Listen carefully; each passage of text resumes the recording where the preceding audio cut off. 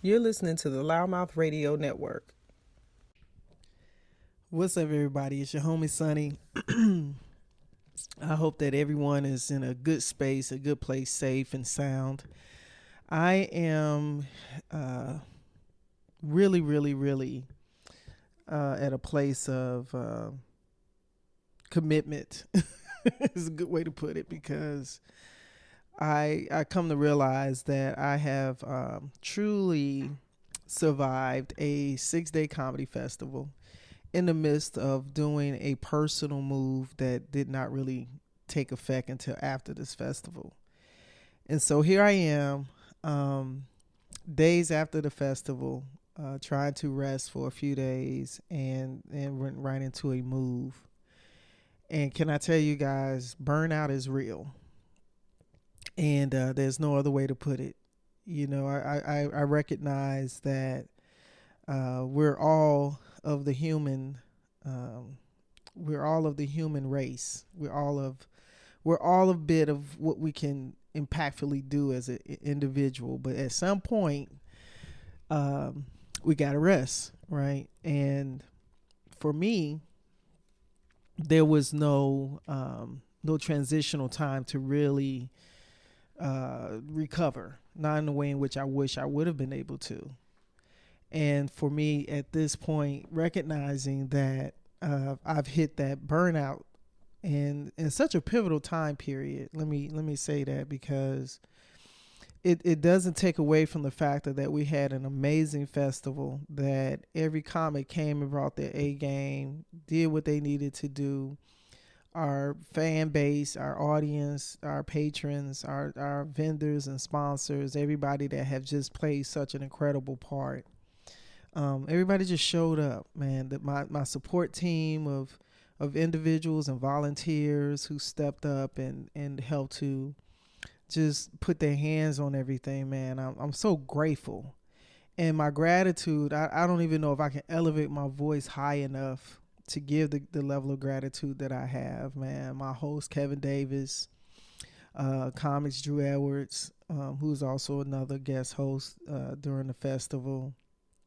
And so many people who Miss Rika, one of my tie down comics, who stepped up and helped so much, as well as our young adults who stepped in. And Miss Rika brought some amazing young people, volunteers, into their fold. I'm just, my gratitude is there, man. But I recognize that burnout is real, and we're going to talk about it today. And y'all know what time it is. It's Monday, and it's time for Sunday Motivation. Welcome to LouddMouth Radio Network. My name is Sonny. As a former professional athlete turned entrepreneur realtor and the producer of LouddMouth Radio Network, I look forward to bringing content to you that empowers, inspires, and entertains you. Tune in each week as we have unscripted and unfiltered talks from entrepreneurship, real estate, politics, entertainment, comedy, LGBTQ topics, day-to-day life, and everything in between. All shows available on demand 24/7 on your favorite podcast platforms.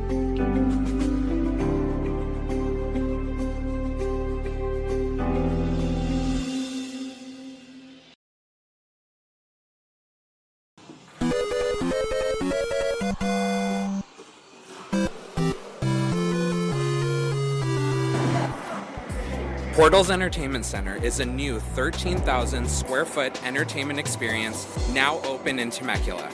Portals creates a space where your imagination can be set free. Step into an immersive entertainment center that will take visitors into one of our many attractions, which include 2 9-hole indoor mini golf courses, an immersive laser tag arena, a designated arcade space, a food service component, party and event spaces, and a hidden 21 and over lounge. Portals aims to give each visitor a unique experience, taking them to unknown worlds and experiencing an entertainment center like no other. Open 7 days a week, located at 26469 Inez Road in Temecula, California, in between At Home and Temecula Theaters. Come check us out and step into adventure.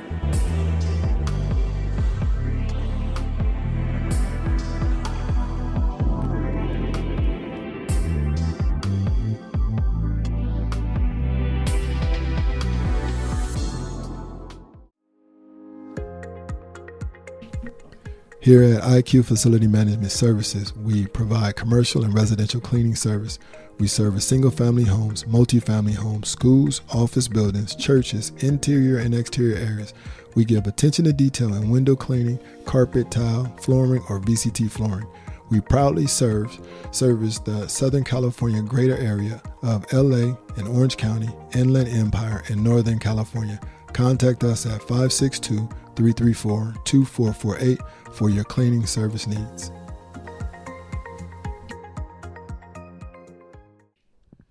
So guys, can I tell you, it took a minute for me to really recognize that I was hitting this level of burnout, because the level of energy, excitement, momentum was happening, significantly. The anticipation, the anxiety of it coming and happening at the same time, the adrenaline that was dosing over the last few weeks. I think I've probably drunk enough coffee to give Folgers back some of their coffee, because as I'm drinking my coffee right now, having this conversation with you, you could probably even hear it in my voice that I'm tired, to say the least. It has been a whirlwind for the last probably 60, 75 days. And I remember in the beginning of the week of the festival starting, I said, man, this is a marathon, because we're talking about 6 straight days, 3 different venues. It was a combined 8 shows. There were 6 shows that were open to the general public in conjunction to each comedy night. And we had 2 mixers that were happening in the middle of the day on Wednesday and Thursday, the second and third day of the festival. So there was this non-stop grind. Not to mention, I had people that flew in that was supporting the festival and helping out, in so many aspects, and also enjoying themselves in the midst of it. And so there was a lot of things that was pulling and tying in. And so there was very little sleep. There was not a lot of time to rest, just because of the demand of what was going on. And as the facilitator and the showrunner of this thing, as they say, there's no rest for the weary. So I knew that I had, created this aspect and put the task, and I knew exactly how I wanted certain things to be. And then you have those things that you can't determine how they'll turn out, like the weather. We have those things that systematically can happen, and they did. Even with a contingency plan in place, you still have to deal with the aspect of adjusting, and especially when there's a volume of people involved. We had multiple people that were doing things. I had multiple DJs that were setting up and using equipment, and like the very first night of the festival, we had inclement weather like you would not believe. You wouldn't think that we was in Southern California.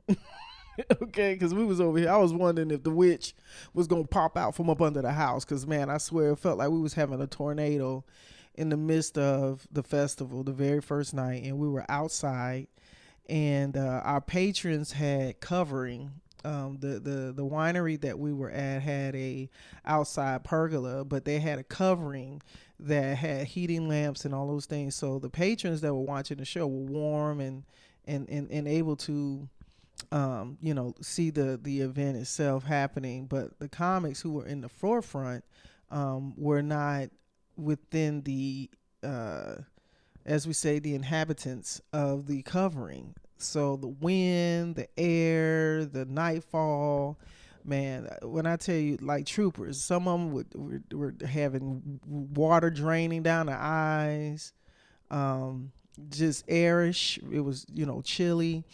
And the very next day, the next 2 days that we were at that location, we made adjustments very quickly. The winery was prepared for us to be on the inside versus the first night we weren't. So we made some adjustments, right? And so what I recognize in the midst of that is that burnout itself is a gradual thing. It's not something that just happens. It is a gradual aspect. And I'm sure as working adults, people raising families. Just the demands of life, especially right now, have been intense, and it can affect you physically, emotionally, and definitely the mental exhaustion.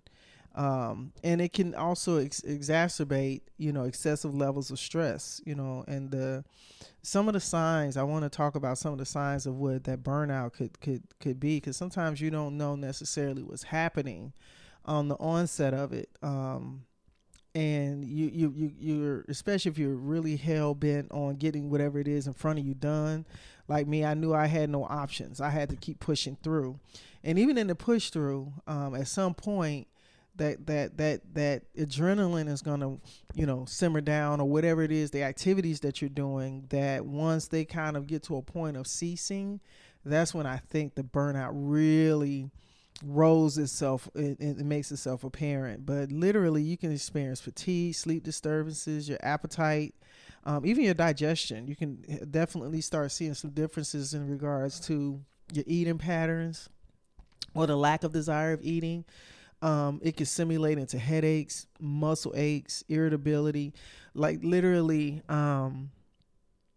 I've had to also deal with the physical aspect of the event, because we were moving equipment, lights and cameras, and setting up rooms. So we're moving furniture, because excuse me, and I apologize. Even my allergies have been so bad, so I'm literally fighting a sinus infection in the midst of this. So I know I probably sound congested.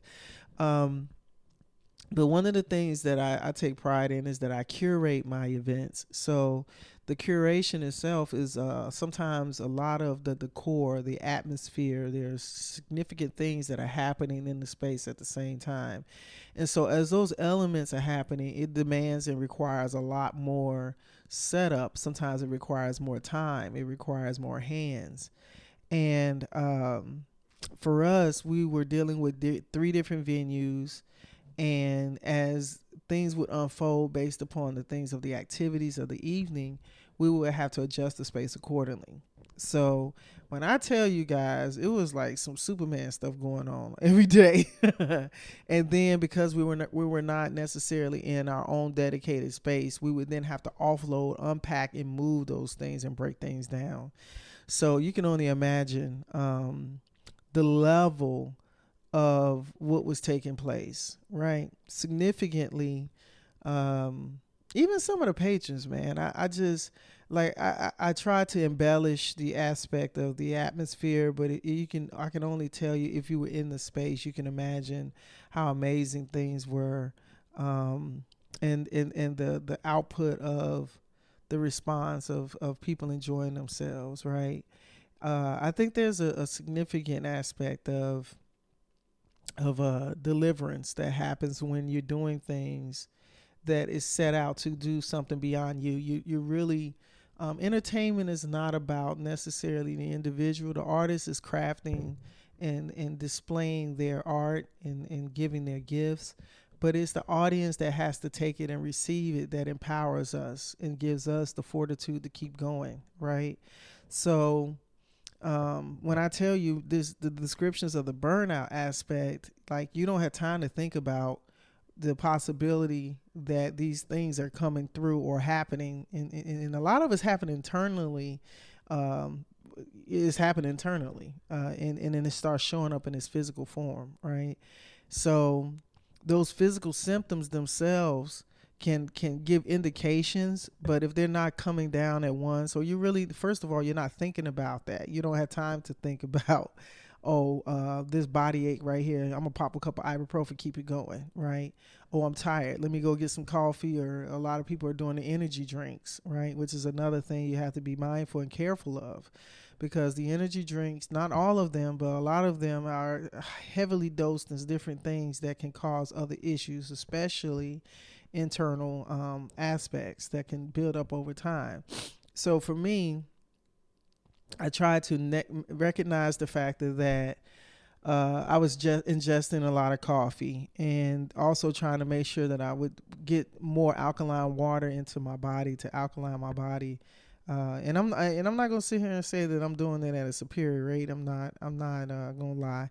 But I'm definitely recognizing, okay, I got to output, drink, consume more water if I'm going to be drinking this, levels. Like we're talking about 3 or 4 cups of coffee. I ain't gonna lie to y'all. Probably 3 to 4 cups of coffee in a day, easily, and not all at once. It could be like 2 in the morning and a cup in the evening and a cup at night. It was like that. So literally, those symptoms can creep their way into the fold of things, and then the mental and emotional symptoms. You have difficulty. You start having a hard time maybe concentrating. And you'll start seeing maybe this harshness of not being able to focus. You'll start having maybe some impaired attention deficits. You may become a little more forgetful. And then what happens is you'll start becoming more irritable, and then it seems like you just got this whole negative attitude towards everything, even though you're not. Especially if you know me, I'm not a person that is angry or mad at the world or negative Nancy. But if I'm becoming short and if my temperament is short and something, I know that there's something that's going on that's causing me to kind of fall into that space. And the emotional exhaustion, it can make you feel so drained, overwhelming. You start seeing demotivation in different things.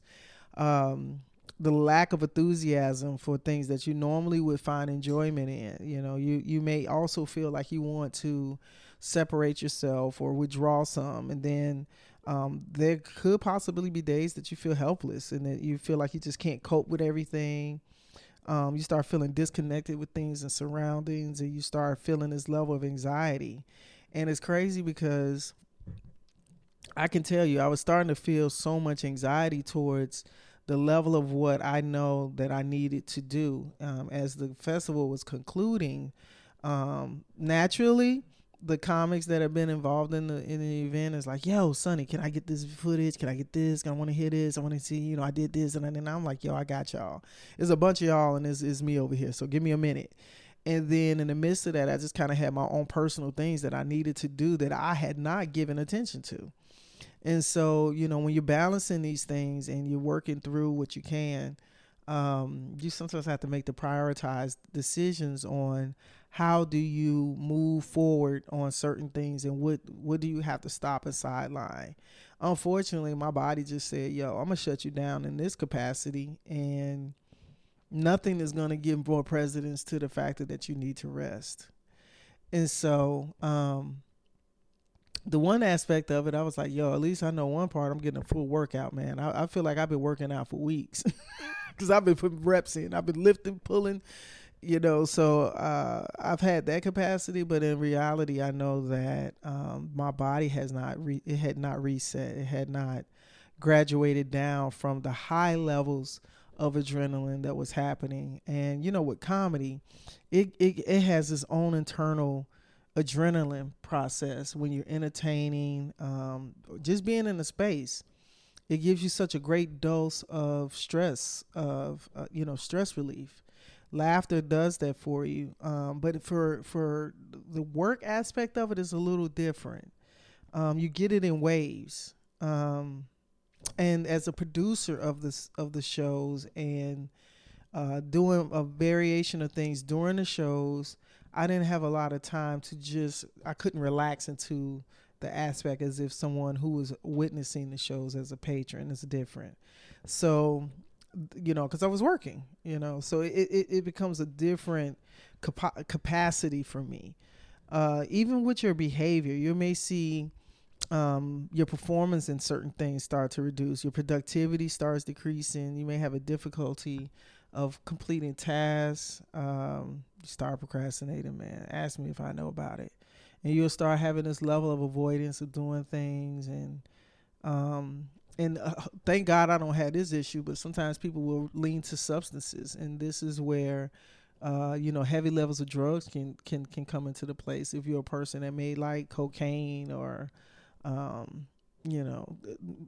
pills and stuff like that. That's not my game, but easily you'll see how people in that world can lean into those substances because the pressures of everything start snowballing. So I wanted to acknowledge, first of all, those levels of things that are signs of it, and then I want to give you aspects of thought to recover, because I know right now I'm in this recovery mode. And like literally the past few days, it hasn't been intentional, but I've literally have just not been able to fulfill certain things that I normally would do. And I had to acknowledge the fact that it was burnout. And that's one of the things, acknowledging and addressing it, and recognizing that burnout is a response to that long level of stress output. And it's not necessarily that you're failing at anything. It's just that you're burning. You've burnt yourself out to a point where you just have not had the elasticity that you normally would in bouncing back. And it's healthy to withdraw when you get to that point. It's just one of those things you have to do. You have to distance yourself from the things that may be stressing you. So that could be tasks. It could be people. Sometimes people may stress you because of their demands or the pressures that they are requesting of you. And then that's when you have to prioritize your own self-care. You have to put yourself in a position to give some nourishment to your body, your mind, and rest. Eating, exercising, doing things that relax you. And my new spot, I have such an amazing fortitude of places to retreat to, and I just have been so busy I haven't been able to. The weather has not helped either, because it was a couple of days where the weather was really, really, really nice, and I would have loved to have been sitting out by the pool. I would have loved to have been in the cabana and chilling and have my computer, my laptop, or doing whatever I needed to do. But I have not had that time. Now I look up, the weather is just everywhere. We're going for 50s, 60s, 80s. It's just crazy. But sometimes you have to just set these boundaries and know when to say no to certain things, and then make distinctions between work and personal time, right? And don't be afraid to ask for some support. And sometimes support can be in other ways. It may not necessarily a person has to do something, but maybe you need to logistically explain where you are, and maybe someone can be supportive by taking away some tasks that you would normally do, or not asking certain things of you and giving you an opportunity to recover. And those things have helped to decrease the burnout and recover. Still maybe do some physical activity to help the endorphins recover and release, to give you a mood enhancement. Also vitamins. I know I have my Ollies. I've been taking my little stress Ollie gummies at night, and it's been helping me to get to a sound sleep. And I'll wake up feeling a lot more rested because I didn't toss and turn all night, right? Practicing mindfulness and relaxation. So yoga, meditation, deep breathing exercises, things of that nature. I've been burning my candles, been burning my incense, so also those things have helped the atmospheric aspect around me. Take some breaks and take time off, and really work towards, maybe have a glass of wine, turn on music, something that can give you a little sense of release.